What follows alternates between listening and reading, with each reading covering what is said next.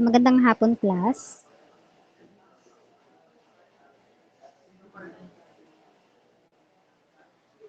Malinaw ba? Naririnig? Ayan.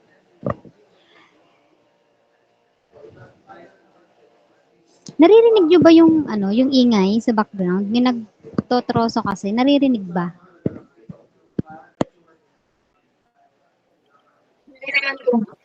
Okay. Ayan. So tayo ay nasa Unit 5 na yan, Batayang Kaalaman sa mga teorya sa pananaliksik na akma o mula sa lipunan ng Pilipino. Ayan. So bali ito ay ano na natin, huling meet na natin.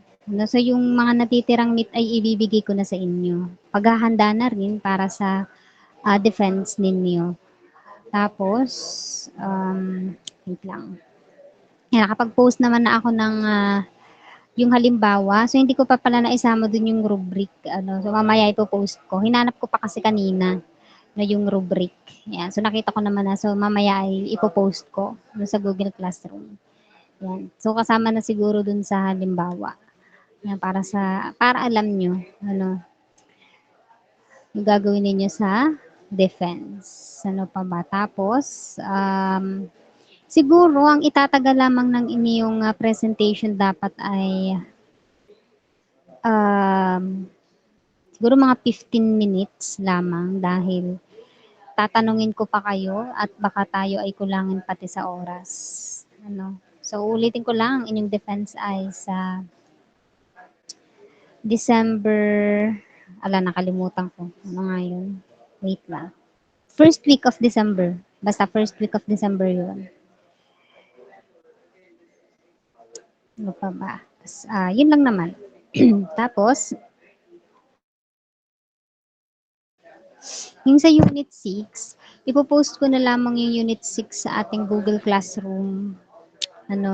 So yun naman ay, dahil hindi rin yun naman tatapusin yung inyong pananaliksik, so hindi ko na din siya i-discuss sa inyo, na yung Unit 6. So ipopost ko na lang din sa ating Google Classroom. Yan.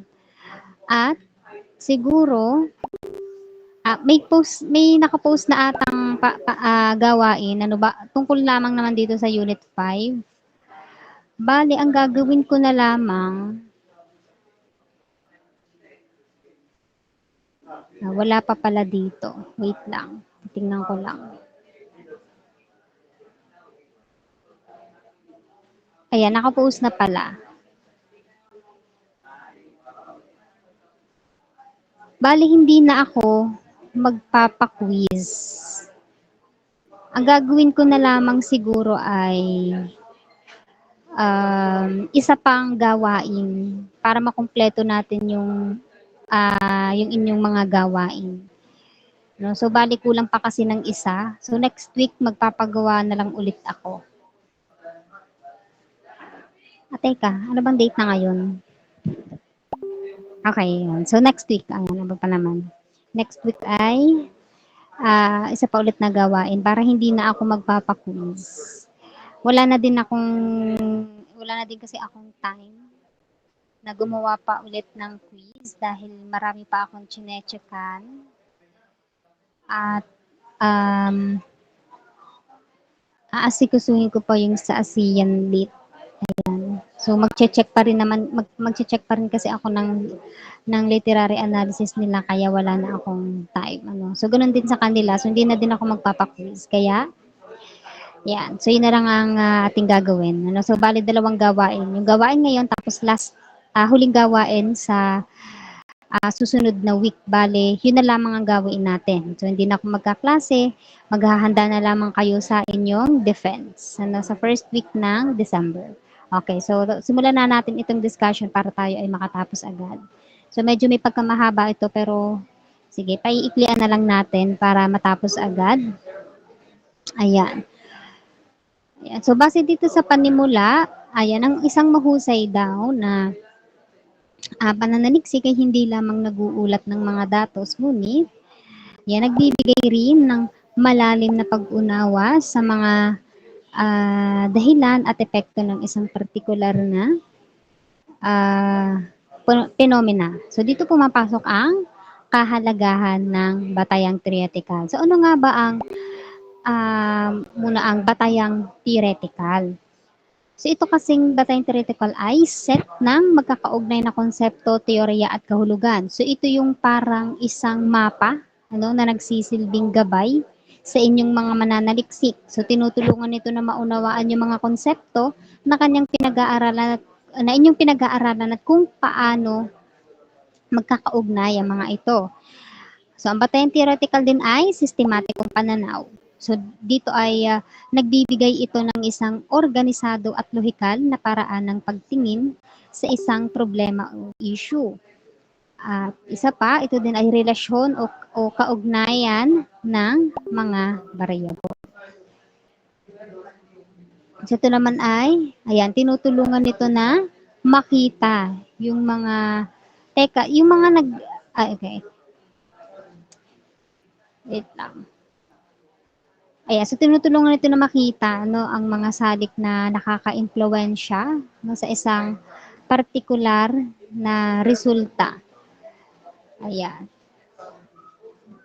So bakit ba mahalaga itong ating batayang theoretical? So una, nagbibigay ito ng mas malalim na pag-unawa sa isang paksa sa pamamagitan ng pag-uugnay nito sa mga umiiral na kaalaman na teorya. Pangalawa, tinutulungan nito na makita yung mas malawak na implikasyon ng isang pag-aaral. At nagbibigay nga ito ng isang lohikal at maayos na paraan ng pagpapaliwanag ng mga resulta at maaaring mag-udyok ito sa pagbuo ng mga bagong teorya o pagpapabuti sa mga umiiral na. At yun nga, nagbibigay daan ito sa mananaliksik na magkaroon ng sariling interpretasyon sa mga datos. Ayan. Sunod naman,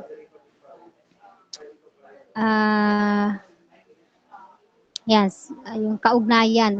Ano ba yung kaugnayan nito sa lipunang Pilipino? So kapag ang pananaliksik ay tungkol sa isang partikular na issue sa lipunang Pilipino, ang batayang theoretical ay nagiging mas mahalaga. So ito ay dahil ang kultura, kasaysayan at mga partikular na konteksto ng Pilipinas ay maaaring magbigay ng natatanging pananaw sa isang problema. So sa pamamagitan ng pagiging pamamagitan ng paggamit ng mga teoryang may kaugnayan sa konteksto ng Pilipinas, mas magiging makabuluhan at may kaugnayan sa lokal na realidad ang resulta ng pananaliksik. Halimbawa, kung ang isang mananaliksik ay nag-aaral tungkol sa epekto ng social media sa mga kabataang Pilipino, so maaaring gamitin. Maaaring gamitin niya yung mga teorya tungkol sa kultura, identidad at pagbabago ng lipunan upang bigyang kahulugan ang kanyang mga natuklasan. So, sa madaling salita, ang batayang theoretical ay ang pundasyon ng isang maghusay na pananaliksik. So ito yung nagbibigay ng direksyon, nagbibigay nga ng kahulugan sa mga datos at nag-aambag nga sa pag-unlad ng kaalaman, lalo na sa konteksto ng lipunang Pilipino. So ang isang matibay na batayang theoretical ay maaaring magbigay ng mga makabuluhang pananaw sa mga issue kinakaharap ng ating bansa. Sunod, ayan, dito naman tayo sa mga diskurso sa nasyonalismo.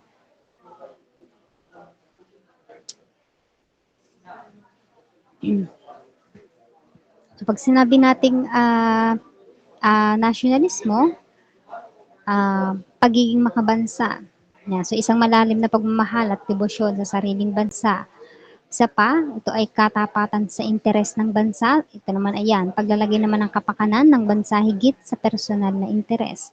At yun nga, ito ay pagpapahalaga sa mga kaugalian, sining at kasaysayan ng bansa.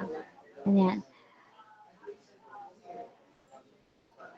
So dito tayo sa mga perspektiba sa pinagmula ng nasyonalismo. So una na dito ay ayan, ang primordialism o perennialism. So naniniwala ang nasyonalismo ay isang likas na damdaming umiiral na mula pa noong sinaunang panahon. Ito ay parang isang likas na ugnayan ng tao sa kanyang pinagmulan. Pangalawa ay ang ethnosymbolism. So dito naman ay mas dinamiko ang pananaw nito na nagsasabing ang nasyonalismo ay nabubuo sa paglipas ng panahon sa pamamagitan ng mga simbolo at kwento na nag-uugnay sa mga tao sa isang komunidad. At ayan, ang modernism. So naniniwala naman na ang nasyonalismo ay isang produktong panlipunan na lumitaw sa panahon ng modernisasyon. So ito ay isang paraan upang mapag-isa no, ang mga tao sa ilalim ng iisang identidad sa harap ng mga pagbabagong pang-ekonomiya at politika. Ayan. At para naman dito sa pahayag naman ni Constantino, no? So itong pahayag na ito ay isang mahigpit na panawagan ano para sa isang radikal na pagbabago sa sistema ng edukasyon sa Pilipinas. So hindi lamang binibigyan diin dito ni Constantino ang kahalagahan ng edukasyon sa paglinang ng kaalaman at kasanayan, kundi higit sa lahat ay sa pagbuo ano ng mga mamamayang may malalim na pagmamahal sa bayan at aktibong nakikilahok sa pag-unlad nito. So bakit ba mahalaga ang itong panawagan na ito ni Constantino? So dito kasi ang mga ideya ni Constantino ay nananatiling may kaugnayan hanggang ngayon. Ano dahil sa patuloy na paghahanap ng ating bansa para sa isang edukasyon na makakalikha ng tunay na pagbabago. So yung itong kanyang panawagan na ito ay isang paalala no, sa atin na ang edukasyon ay hindi lamang tungkol sa pagkuha ng diploma, no, kundi higit sa lahat tungkol ito sa pagbubuo ng mga mamamayang may malalim na pag-unawa sa kanilang papel sa lipunan, no, at aktibong nakikilahok sa pagbuo ng isang mas mahusay na kinabukasan para sa lahat. Okay, so dito naman tayo sa teoryang dependensya. So ito naman ay isang lente kung saan nakikita natin ang relasyon ng mga bansa sa mundo bilang isang higit, isang hindi patas na sistema. So ito ay hindi tulad ng teoryang modernisasyon na nagsasabing lahat daw ng bansa ay maaaring umunlad sa parehong paraan. Dito naman sa teoryang dependensya ay nagsasabi na ang mga bansang mahihirap ay sadyang pinapanatili sa kanilang kalagayan ng mga bansang mayaman. Ang pangunahing konsepto kasi dito ng teoryang dependensya ay yun nga yung hindi pantay na relasyon. So yung mga bansang mahihirap daw ay umaasa sa mga bansang mayaman para sa kanilang pag-unlad. So yung mga bansang mayaman naman ay nakikinabang sa pagsasamantala sa mga mahihirap. Ano? So isa pang pangunahing konsepto ay ang sentro at periperiya. So yung mga bansang mayaman ay siyang itinuturing na sentro ng ekonomiya ng mundo, habang ang mga bansang mahihirap naman ay nasa periperiya. Ano? Isa pang konteksto ay yun nga, istrukturang kolonyal. So kahit daw natapos na ang kolonyalismo, ang mga dating kolonya ay patuloy na nakakaranas ng mga epekto nito sa pamamagitan ng mga neokolonyal na relasyon. Ayan. Ano ba, dito naman tayo sa koneksyon ng teoryang dependensya sa nasyonalismo at edukasyon. So yun nga, ayon kay San Juan at Constantino, so ang edukasyon daw ay isang mahalagang kasangkapan upang mapagpalaya ang isang bansa mula sa pagiging umaasa. So ito daw ay ang isang edukasyon na hindi nakabatay sa mga pangangailangan at realidad ng isang bansa, kundi ito ay isang edukasyon na naglilingkod lamang sa interes ng mga dayuhan. Ayan, so pag-usapan natin yung edukasyon bilang isang kasangkapan ng kolonyalismo. Ayan, so sa ilalim ng kolonyalismo, ang edukasyon ay ginagamit upang maisulong ang kultura at wika ng mga mananako. Dito naman sa edukasyon bilang isang kasangkapan ng neokolonyalismo, so kahit nga matapos na ang kolonyalismo, ang edukasyon ay maaaring gamitin upang mapanatili ang pag-asa ng mga bansa sa mga dayuhan. So bakit naman daw mahalaga ang teoryang dependensya sa pag-unawa sa edukasyon sa Pilipinas? Una, yun nga, pagsusuri sa curriculum. So tumutulong ang teoryang ito upang suriin kung ang curriculum ba ay nagpapalaganap ng isang pananaw na umaayon sa mga interes ng mga dayuhan o nagsusulong ng tunay na pag-unlad ng bansa. Pangalawa, pagsusuri sa mga patakaran sa edukasyon. So maaaring gamitin ang teoryang ito upang suriin natin kung ang mga patakaran ba sa edukasyon ay nagpapalakas ba ng pag-asa sa mga dayuhan o nagbibigay kapangyarihan sa mga Pilipino. At sunod naman ay pagbuo ng isang edukasyon na makabayan. So yung teoryang dependensya ay nagbibigay ng isang balangkas para sa pagbuo ng isang edukasyon na nagsusulong ng tunay na pag-unlad ng bansa at ng mga mamamayan, no, ng mga mamamayan nito. Ayan. So ito naman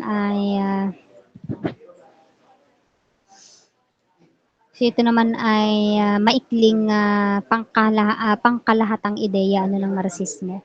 So para mas maintindihan natin, so ating susuriin yung mga pangunahing konsepto kung paano ito nauugnay sa iba pang ideolohiya sa iba pang ideolohiya at konsepto tulad nga ng feminismo, mga tinig mula sa ibaba, pag-aklas at critical na diskurso, no?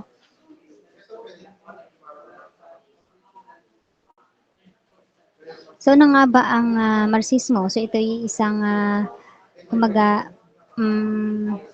sa materialistang interpretasyon ng kasaysayan, so naniniwala ang Marxismo na ang mga pangunahing puwersa na nagtutulak sa pagbabago sa lipunan ay ang mga material na kondisyon, so lalo na yung mga relasyon sa produksyon. So yung paraan ng paggawa at pagmamay-ari ng mga paraan ng produksyon ay nagtatakda, no, ng mga istruktura ng lipunan at mga relasyon sa kapangyarihan.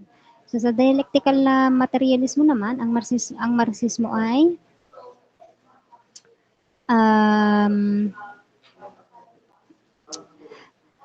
nag-aangkin na ang kasaysayan ay isang proseso ng patuloy na pagbabago at tunggalian. So yung mga kontradiksyon sa loob ng isang sistema ay humahantong sa mga pagbabago at revolusyon, no. Sunod naman ay ayan, sa klaseng panlipunan. So dito naman ang Marxismo ay nagbibigay diin sa kahalagahan ng klase sa pag-unawa sa lipunan. So yung mga klase ay nabubuo batay sa kanilang relasyon sa mga paraan ng produksyon. Ay yung mga pangunahing klase ay ang yun nga, yung mga may-ari ng kapital at mga manggagawa, no? Yung mga proletariat. Ayan. At yun nga, paglaban sa kapitalismo. So, ang Marxismo naman ay, yun nga, nagsasaad na ang kapitalismo daw ay isang sistema na nagsasamantala sa mga manggagawa upang kumita ng tubo. So, naniniwala ito na ang kapitalismo ay isang hindi matatag na sistema na hahantong sa revolusyon ng mga manggagawa. Yan. So, ano naman ang kaugnayan ng Marxismo sa iba't ibang konsepto? So, sa konsepto ng feminismo, so, 'di ba ang Marxismo ay nakatuon sa mga relasyon sa klase. Ang feminismo naman ay nakatuon sa mga relasyon sa kasarian. So, gayunpaman maraming mga feministang teorya ang gumagamit ng mga konsepto mula sa Marxismo upang suriin ang opresyon ng kababaihan sa ilalim ng kapitalismo. So, yung mga Marxistang feminist ay naniniwala na ang mga kababaihan ay doble ang opresyon dahil sa kanilang kasarian at klase. Ayan, sa konsepto naman ng mga tinig mula sa ibaba. So ang Marxismo ay yun nga nagbibigay ng isang theoretical framework para sa pag-unawa sa mga kilosang panlipunan na pinamumunuan ng mga manggagawa at iba pang marginalized groups. So dito, ang tinig mula sa ibaba ay kumakatawan naman sa mga boses ng mga taong direktang nakakaranas ng mga epekto ng mga sistemang panlipunan at ekonomiko. Ayan. Sunod ay yan, pag-aklas, pagbaklas at pagbagtas. So dito naman, ang mga konseptong ito naman ay nauugnay sa mga estratehiya na ginagamit ng mga marginalized groups upang hamunin ng mga umiiral na sistema ng kapangyarihan. So ang Marxismo, so sila yung nagbibigay ng isang theoretical na batayan para sa pag-unawa sa mga revolusyon at iba pang ng radikal na pagbabago. Ang huli yan, critical na diskurso. So, ang Marxismo, sila ay nag-aanyaya na sa isang critical na pagsusuri ng lipunan. So, ito ay naghihikayat sa mga tao na tanungin ang mga umiiral na mga ideolohiya at institusyon at upang hanapin ang mga alternatibong paraan ng pag-oorganisa ng lipunan. Ayan. Sumunod naman ay, ayan, so bagamat nga daw madalas na nauugnay ang Marxismo sa ekonomiya, so hindi lamang naman dito ito nakatuon. So ito ay isang ah, kumbaga komprehensibong pananaw na sumasaklaw sa iba't ibang aspekto ng buhay panlipunan tulad nga ng sa teoryang pang-ekonomiya. So ang pundasyon ng Marxismo ay ah, pag-aaral sa mga relasyon sa produksyon. So naniniwala si Marx na ang paraan ng paggawa at pagmamayari ng mga paraan ng produksyon ay ang pangunahing puwersa na nagtutulak sa pagbabago sa lipunan. So halimbawa, yung paglipat mula sa isang agraryong lipunan patungo sa isang industrial na lipunan ay iyon, nagdudulot ng malaking pagbabago sa mga relasyon sa pagitan ng mga klase. Sa sociological naman, ang Marxismo ay hindi lamang nag-aaral sa mga estruktura ng ekonomiya, kundi pati na rin ang mga prosesong panlipunan na nagaganap sa loob nito. So sinusuri nito kung paano ang mga ideya, kultura at institusyon ay nakaka-impluwensya sa mga relasyon, sa kapangyarihan at sa uh, uh,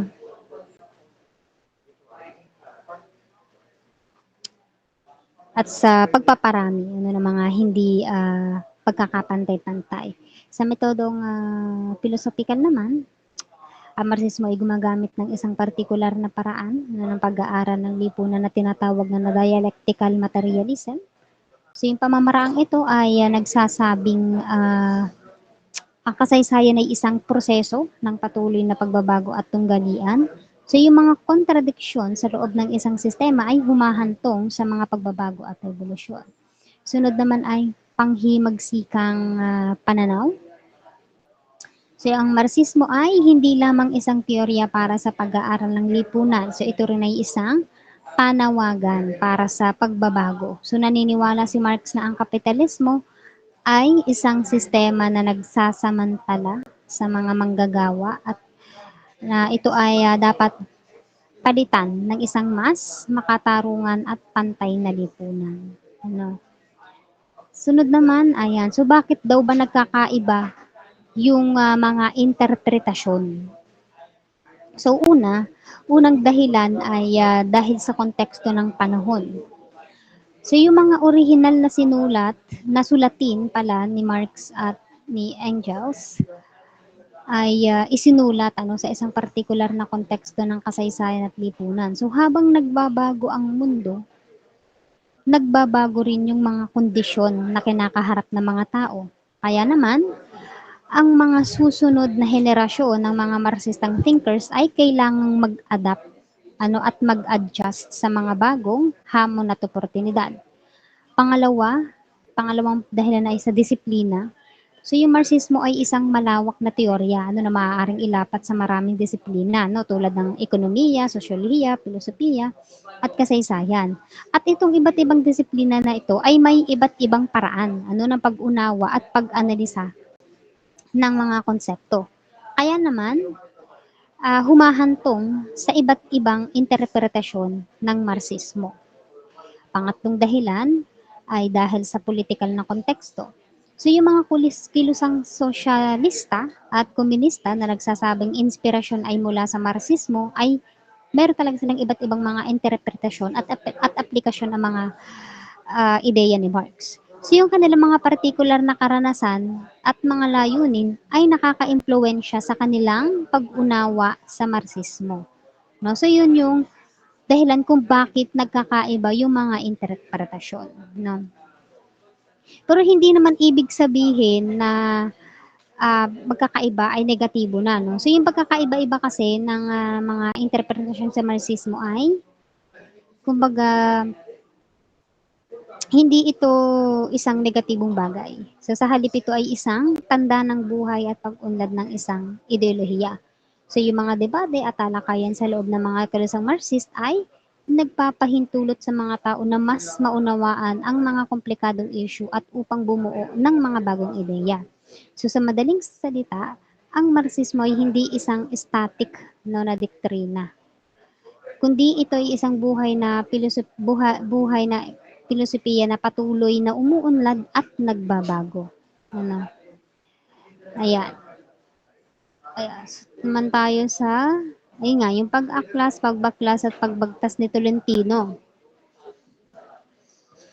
So dito sa aklat na ito ni Roland B. Tolentino, so ito ay isang makabagong paglalapat ng mga konseptong Marxist sa panunuring pampanitikan. So sa madaling salita, ginagamit ni Tolentino ang mga lente ng Marxismo upang suriin ang mga akdang pampanitikan at iugnay ang mga ito sa mas malawak na konteksto ng lipunan, politika at kasaysayan ng lipunan. So itong aklat kasi na ito ni Tolentino ay tatlong hakbang. So ito yung tatlong hakbang. Yung pag-aklas, pagbaklas at pagbagtas. So dito sa pag-aklas, so ito yung unang hakbang kung saan sinisimulan ni Tolentino ang isang revolusyon sa paraan ng pagtingin natin sa panitikan. So sa halip na tumingin lamang daw tayo sa panitikan bilang isang piraso ng sining na hiwalay sa lipunan, kumbaga hinihikaya tayo ni Tolentino na makita ang panitikan bilang isang produkto no, ng mga puwersang panlipunan at isang refleksyon ng mga karanasan ng mga tao.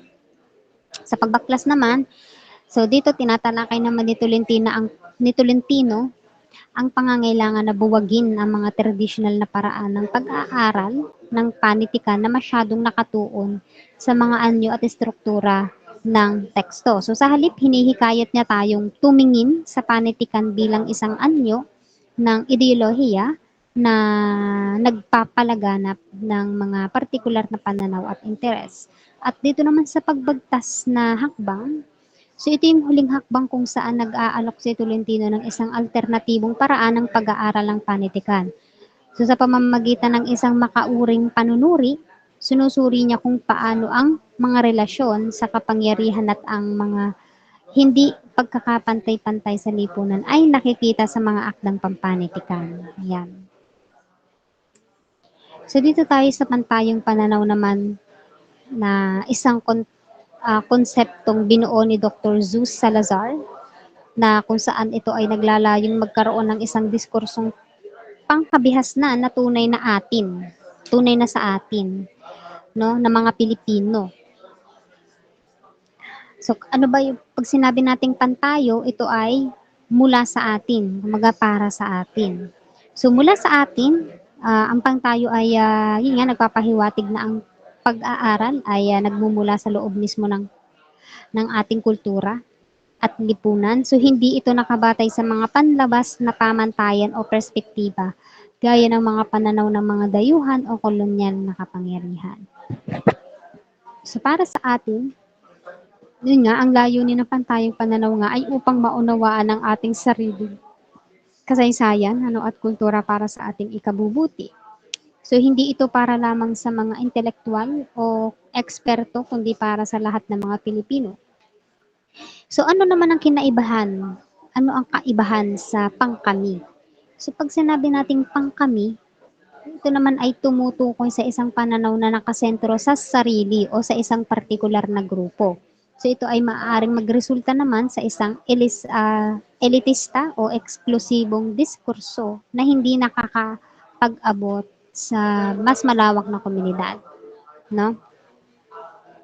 So, ang pantayong pananaw at ang pagtatanggol sa wikang Pilipino. So, ang pagtatanggol sa wikang Filipino ay isang konkretong halimbawa no, ng paglalapat ng pantayong pananaw. So, sa pamamagitan ng paggamit ng pantayong pananaw, maaaring makita ng mga tagapagtaguyod ng wikang Filipino na ang pagtangkilik sa kanilang wika ay hindi lamang isang personal na pagpili, kundi ito ay isang pagpapahalaga sa kanilang pagkakakilanlan bilang mga Pilipino. Ayan. So ito naman ay, ayun nga, so ito ay mula sa CP, ang CP mula kay Dr. Jose Salazar. So ito ay nagbibigay ng isang malinaw na detalyadong paliwanag sa konsepto ng pantayong pananaw. Ano? So skip natin ito. So dito tayo naman sa tatlong mahahalagang sangkap yan ng pantayong pananaw na binanggit sa aklat ni Maranan. Yan, una natin dito ay yung dulog etik at emic. So yung dulog emic at etik ay mahalaga sa pag-unawa sa pantayong pananaw. So ito ay dalawang magkaibang perspektiba sa pag-aaral ng kultura at lipunan. So pag sinabi nating dulog emic, ito ay mula sa loob, no? Kumbaga mula sa pangkatao. So ang dulog emic ay tumitingin sa isang kultura mula sa loob mismo. So ito ay nangangahulugang sinusubukan nating maunawaan ng mga paniniwala, kaugalian at mga kahulugan na may kahalagahan sa mga taong nabubuhay sa kulturang iyon. So ang dulog emic ay nagbibigay diin sa subjective na karanasan ng mga tao. Kumbaga sinusuri nito kung paano naiintindihan ng mga tao ang kanilang mundo at kung paano nila binibigyang kahulugan ng kanilang mga karanasan. So halimbawa, kung pag-aaralan natin ang kultura ng mga Ifugao, so ang Dulug Emik ay dun siya tututok sa kanilang mga paniniwala tungkol sa kanilang mga anito, yung kahalagahan ng kanilang mga palayan at kung paano nila nakikita ang kanilang lugar sa mundo. So yun yung isang halimbawa. So sa Dulug Etik naman, ito ay mula sa labas. Kumbaga, ito naman ay tumitingin sa isang kultura mula sa pananaw ng isang tagamasid. So ito ay nagsasangkot ng paggamit ng mga konsepto at kategorya na maaaring mailapat sa iba't ibang kultura. So ito ay mas may kaugnayan sa mga siyentipikong disiplina tulad nga ng antropolohiya na naghahangad na magbigay ng mga pangkalahatang paliwanag ah, tungkol sa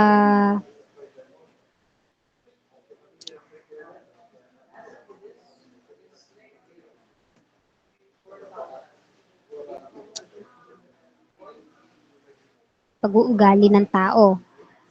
Kaya, so halimbawa nga doon nga sa pag-aaral nga ng kultura ng mga Ifugao, so dito ang dulog ethic, so maaari siyang tumutok doon sa mga pagkakatulad at pagkakaiba ng kanilang sistema, ng paniniwala sa ibang mga kultura sa mundo. So maaaring pag-aralan dito yung kanilang mga rituals at seremonya gamit ang mga konsepto ng antropolohiya, no, tulad nga ng animism, mga shamanism, yan.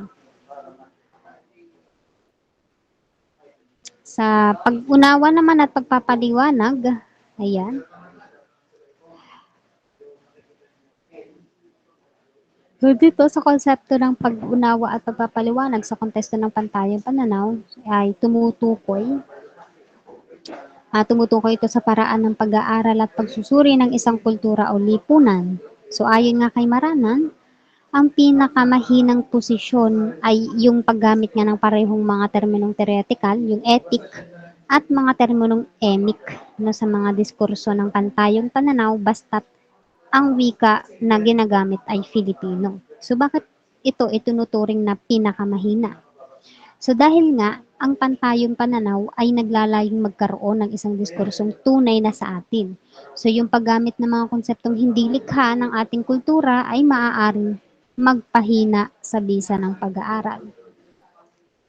Ang pagiging purong Filipino ng wika ay hindi sapat upang maging tunay na pantayong pananaw.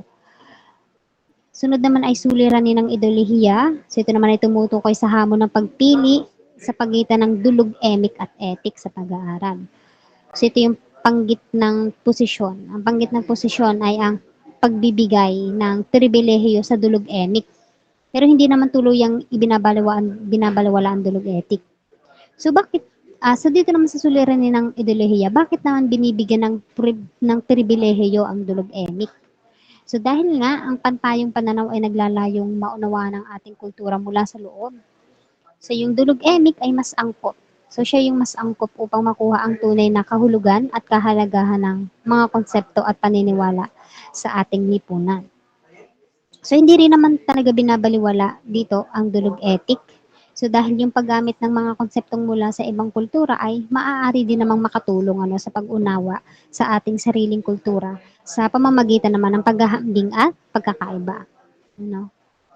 Ayan. So yun yung sa pantayong pananaw. So itong pantawang pananaw ay maaari na naman natin itong i-skip.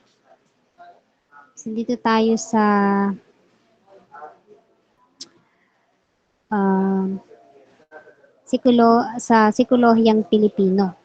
So ito ay isang sangay ng psikolohiya na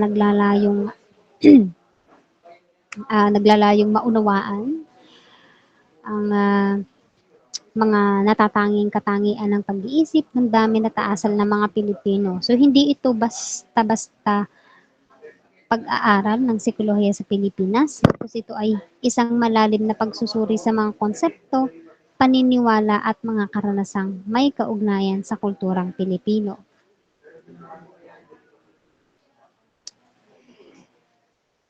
So ayon nga sa pahayag ni Pepua at Protasio Marcelino, so ito ay dito sa pahayag na ito ay nagbibigay ito ng isang malinaw na kahulugan sa psikolohiyang Pilipino.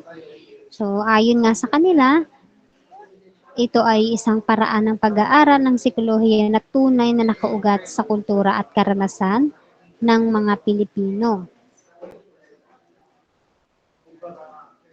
So ang pangunahing konsepto nga ay ang bunga ng karanasan, kaisipan at oryentasyong Pilipino. So nangangahulugan ito na ang psikolohiyang Pilipino ay hindi simpleng pagkopya ng mga teorya mula sa ibang kultura. So ito ay hinubog ng mga natatanging karanasan ng mga Pilipino sa kanilang kasaysayan, lipunan at kapaligiran. Yan, isa pa ay yun nga sariling paraan ng pag-iisip, pagkilos at pagpapakita ng damdamin. So dito naman ay ang mga Pilipino ay may mga natatanging paraan ng pag-unawa sa mundo at pagsasagawa ng mga bagay-bagay. So ang psikolohiyang Pilipino ay naglalayong tukuyin at ipaliwanag ang mga ito. Sunod naman ay yan kaibahan sa iba pang kultura. Ang mga Pilipino ay may mga natatanging katangian at pag-uugali na maaaring magkaiba sa ibang mga kultura. So, psikolohiyang Pilipino ay naghahangad na maunawaan ng mga pagkakaibang ito. Ayan. So, ayon nga kay Dr. Virgilio Enriquez, so mayroong tatlong anyo ang psikolohiyang Pilipino. So una na dito ay ang psikolohiya sa Pilipinas. So ito ay pinakamalawak na kategorya na kinabibilangan ng lahat ng pag-aaral ng psikolohiya na ginagawa sa bansa. So maging ito man ay galing sa ibang bansa o gawa ng mga Pilipino. So halimbawa yung mga pag-aaral na isinagawa ng mga dayuhang mananaliksik sa Pilipinas, isa pang mga halimbawa din ay yung mga lokal na pag-aaral na gumagamit ng mga western na teorya.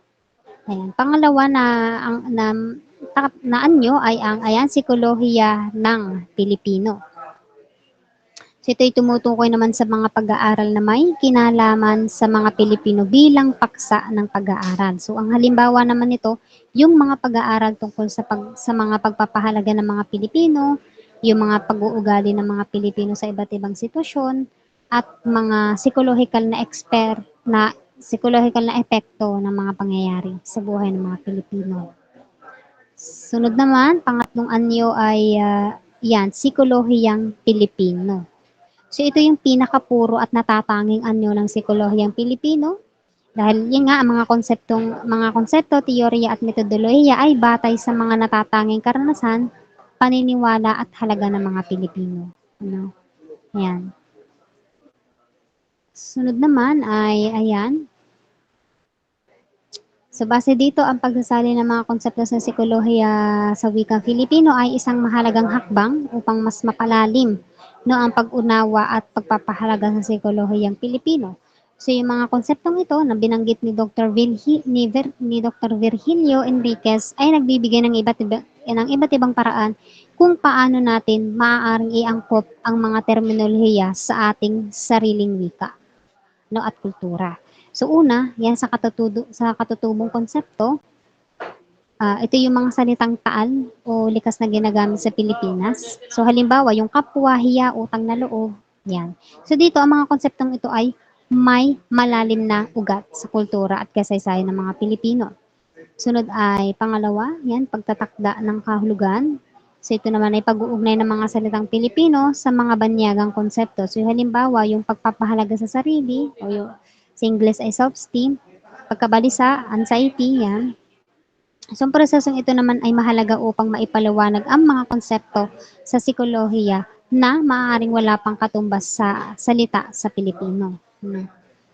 Sunod, yan, pag-aandukha. So, ito naman yung pag-aangkop ng mga salitang banyaga sa wikang Pilipino. Yan. Pagbibinyag, ito naman ay pagbibigay ng mga bagong kahulugan sa mga salitang Pilipino. Paimbabaw na asimilasyon naman ay paggamit naman ng mga salitang banyaga ng hindi lubos na nauunawaan ng kahulugan nito. Yung isang halimbawa na lang yung paggamit ng depression. So may iba't iba naman itong kahulugan, ano? So yung paggamit ng salitang depression ang hindi talaga nauunawaan ng malalim na kahulugan nito sa kontekstong Pilipino ay maaaring magbigay ng kumbaga hindi pagkakaunawaan, ano. So ito ay dapat iwasan dahil maaaring magdulot nga ng maling interpretasyon, no, at hindi tamang paggamit ng mga konsepto. Sunod naman ay ligaw o baniyaga. So ito naman yung mga salitang baniyaga na hindi pa lubos na naisasalin o naiaangkop sa wikang Filipino. Hmm. So ito na yon, yan. So ito naman yung bakod, bukod at buklod.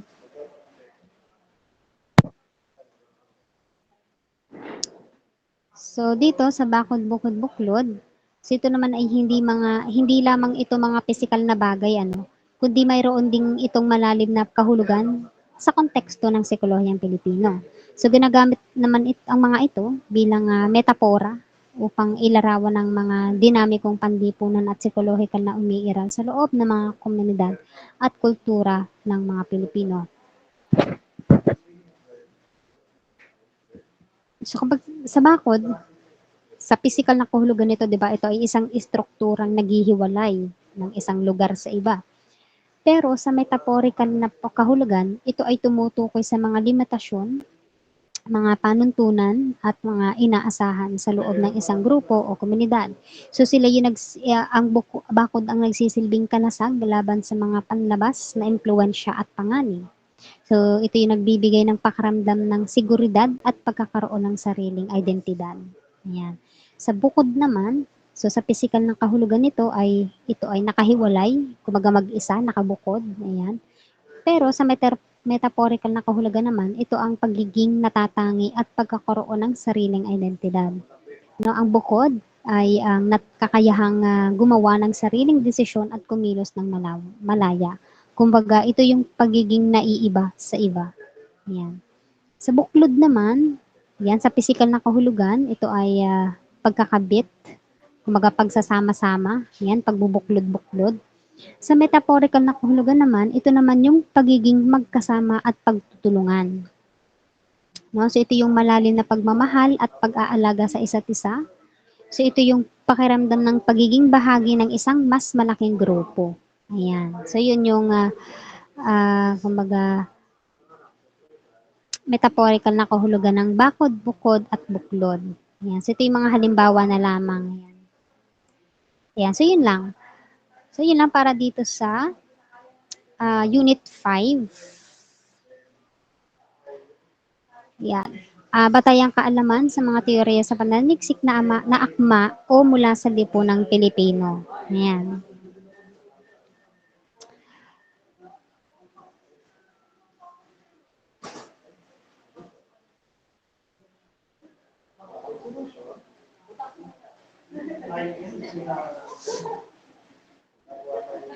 Wait lang. Ayan. So, yung sa Unit 6, ipopost ko na lamang siya sa ating Google Classroom.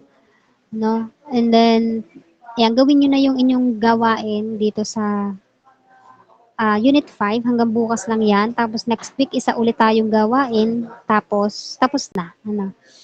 So, maghanda na lang kayo sa, sa defense ninyo. So, itong gawain ninyo ngayon hanggang bukas lang to. Hanggang bukas, 11, hanggang ano pa naman, midnight pa naman. No? So, kung may oras pa naman tayong natitira, edi, yan. So, gawin nyo na, no, para matapos kayo agad. Tapos sa attendance, may sit-in. May sit-in dito, no?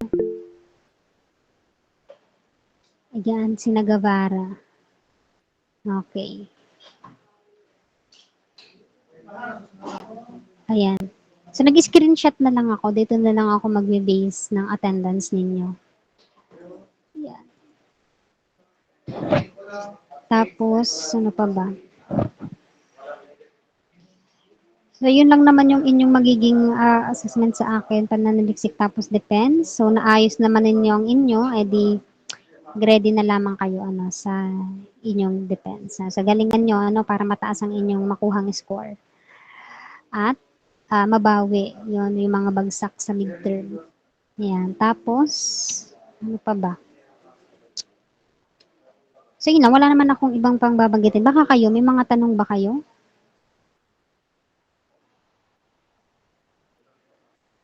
Baka meron kayong tanong. Ayan, sa mukha namang wala. Pero kung if ever naman na magkakaroon kayo ng katanungan, maaari nyo naman akong i-PM. Nagre-reply naman ako.